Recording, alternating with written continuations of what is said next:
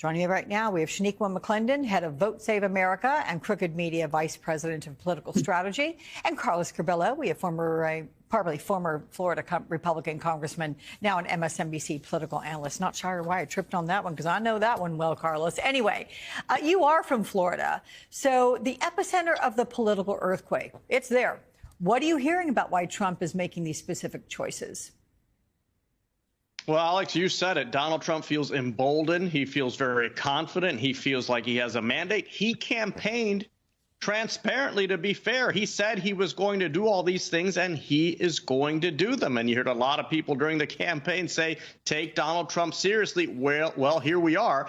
And I think the big question now, or maybe the only question, is, are Senate Republicans going to confirm all of these nominees? We already saw them stand up to Trump when it came to Matt Gaetz. 5 senators came out early and said, no way, no how. We'll see what happens now with Kash Patel, with Tulsi Gabbard, Hegseth. Those are the most controversial nominees, and Senate Republicans will either have the courage to stand up to the president and say some of these are not qualified, or they're going to fall in line. We saw on Meet the Press earlier today, Senator Hagerty of Tennessee, who essentially said that he was going to support all of Donald Trump's nominees, no matter who he put forward. Now, we know there's 4 or 5, maybe 6 senators who aren't in that position. What decision they make in the coming weeks is going to determine the outcome of all of this.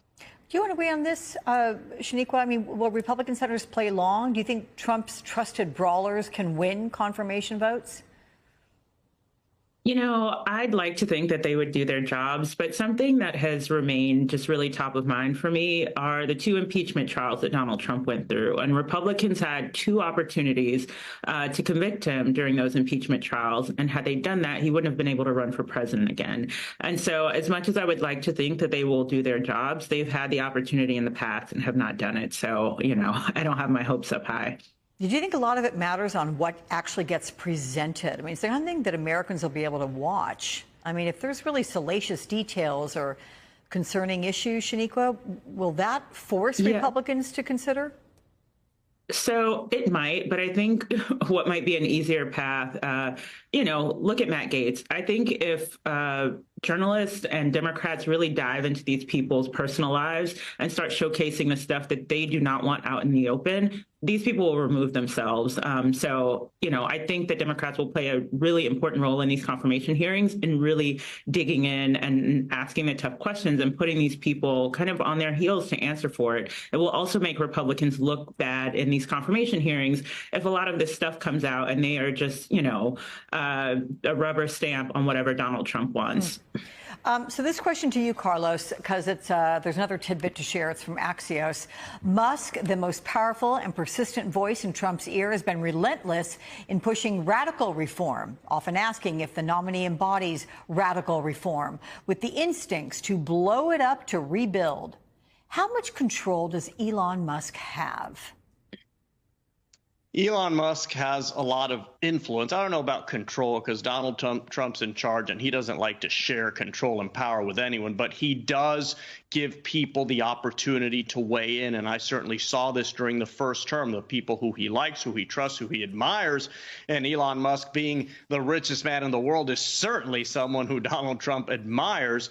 Musk is going to have a lot of influence. And look, I think a lot of times it makes sense to bring business thinking and principles into politics, but at the same time, the political world is not the business world, and not everything that works in the business world works in the political world. So I think people like Elon Musk, Vivek Ramaswamy, they're going to be very influential, but they're also going to run across some of the checks and balances that exist in government that don't exist in business. And I think at least some of the time, they're going to end up being frustrated because they're not going to be able to move as rapidly as they'd like to.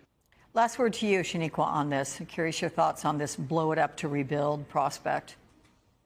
Yeah, I think they are going to run into a lot of resistance that's just built into our system. But I ultimately think that Elon Musk does have a tremendous amount of influence right now. We saw that he spent Thanksgiving at Mar-a-Lago with Donald Trump and his family. But at some point, these two are going to clash. These are two men who like to be in the limelight. Right now, they feel like they are making each other, cooler to the rest of us. But at some point, Donald Trump's going to get sick of Elon Musk getting too much attention.